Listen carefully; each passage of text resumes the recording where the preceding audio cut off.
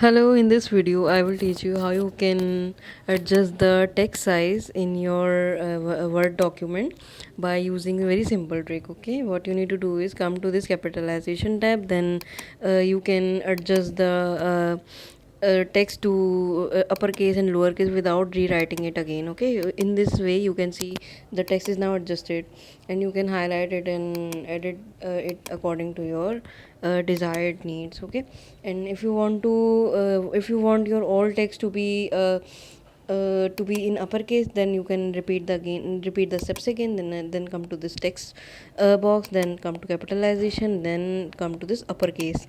In this way you can see you do not have to rewrite that text again. It will automatically change the whole text to the uppercase letter. Okay, you can see that I haven't rewrite these text again, and it will change it to this one in uppercase letter. Okay, and if you want to like undo it, you can again come to this one, or you can press Ctrl Z.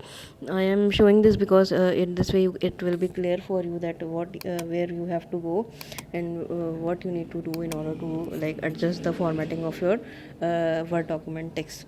I hope this video helps, and thank you so much for watching.